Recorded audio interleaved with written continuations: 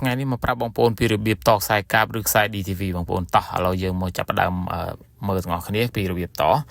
នេះបងប្អូនយើងតតាមធម្មតាគឺយើងតរបៀបនេះគឺវាមិនត្រឹមត្រូវទេឃើញទេបងប្អូននេះតាមធម្មតាគឺភាគច្រើនគឺគេតបែបហ្នឹង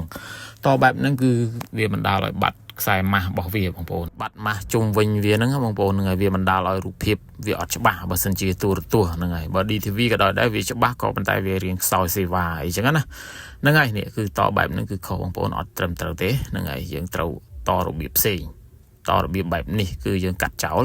ចាំមើលខ្ញុំតរបៀបត្រឹមត្រូវឲ្យបងប្អូនមើលហ្នឹងហើយនេះបងប្អូនគឺយើង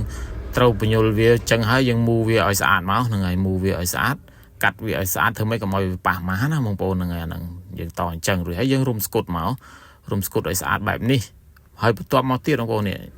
ចង់និយាយថារុំឲ្យស្អាតកុំឲ្យវាប៉ះទៅម៉ាស់ប៉ះទៅអីណាបងប្អូនកាលណាតែប៉ះទៅម៉ាស់គឺវាជួបគ្នាគឺបណ្ដាលឲ្យអត់ចេញរូបទេអត់ឃើញទេអត់មានសេវាទេវាយើងប្រើ DTV ហ្នឹងហើយយើងរុំបែបនេះរួចហើយយើងបន្ទាប់មកទៀតយើងពលាម៉ាស់វាដែលជុំវិញខ្សែកាបឬខ្សែ DTV ទាំងឯងយើងពលាវាឲ្យស្អាតមកជួបគ្នាហ្នឹងហើយបងប្អូននេះឲ្យវាជួបគ្នាហើយវានៅតែពាត់ជុំវិញខ្សែខាងក្នុងវាដដែលម៉ាស់នេះណាបងប្អូនហ្នឹងហើយម៉ាស់នេះគឺនៅពាត់ដដែលអញ្ចឹងនេះឃើញទេបងប្អូនយើងធ្វើអញ្ចឹងធ្វើបែបហ្នឹងហើយបានវាត្រឹមត្រូវបន្ទាប់មកយើងរុំស្គុតគឺ